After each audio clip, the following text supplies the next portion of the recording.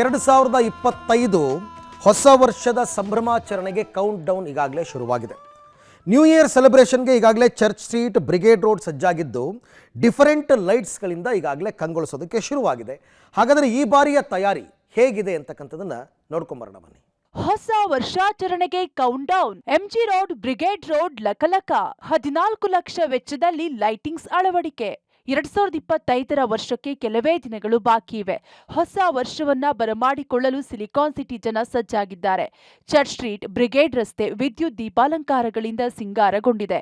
14 ಲಕ್ಷ ವೆಚ್ಚದಲ್ಲಿ ರಸ್ತೆಯುದ್ದಕ್ಕೂ ಲೈಟಿಂಗ್ಸ್ ವ್ಯವಸ್ಥೆ ಮಾಡಿದ್ದು ಗ್ರಾಹಕರನ್ನ ಆಕರ್ಷಿಸಲು ವ್ಯಾಪಾರಸ್ಥರು ಮುಂದಾಗಿದ್ದಾರೆ. ಬ್ರಿಗೇಡ್ ರೋಡ್ ಕಂಪ್ಲೀಟ್ ಆಗಿ ಡೆಕೋರೇಟ್ ಆಗಿದೆ. ನ್ಯೂ ಇಯರ್ಗೆ ಮತ್ತು ಕ್ರಿಸ್ಮಸ್ಗೆ ಮತ್ತು ನ್ಯೂ ಇಯರ್ಗೆ ಅದು ನ್ಯೂ ಇಯರ್ ಕ್ರಿಸ್ಮಸ್ ಡೆಕೋರೇಷನ್ ಆಗುತ್ತೆ.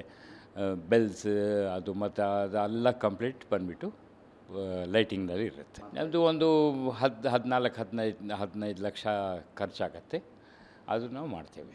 ಬ್ರಿಗೇಡ್ ರೋಡ್ ಒಂದು ಅಟ್ರ್ಯಾಕ್ಷನ್, ಒಂದು ಒಳ್ಳೆ ರೋಡ್ ಅಂತ ಬೆಂಗಳೂರಿನಲ್ಲಿ ಇರೋ ರೋಡ್ನಲ್ಲಿ ಒಳ್ಳೆ ರೋಡ್ ಅಂತ ಪಬ್ಲಿಕ್ ಬರಲಿ ಇಲ್ಲಿ ಅಂತ ಬಂದ್ಬಿಟ್ಟು ನಾವು ಮಾಡೋದು. ಬ್ರಿಗೇಡ್ ರೋಡ್, ಚರ್ಚ್ ಸ್ಟ್ರೀಟ್ನ ಅಂಗಡಿಗಳ ಮಾಲೀಕರು ತಮ್ಮ ವಾಣಿಜ್ಯ ಮಳಿಗೆಗಳ ಮುಂದೆ ಡಿಫರೆಂಟ್ ಲೈಟಿಂಗ್ಸ್ ಅಲಂಕಾರ ಮಾಡಿದ್ದಾರೆ. ಇನ್ನು ಬಿಬಿಎಂಪಿಯಿಂದಲೂ ಬೀದಿ ದೀಪಗಳನ್ನು ಅಳವಡಿಸಲಾಗುತ್ತಿದೆ.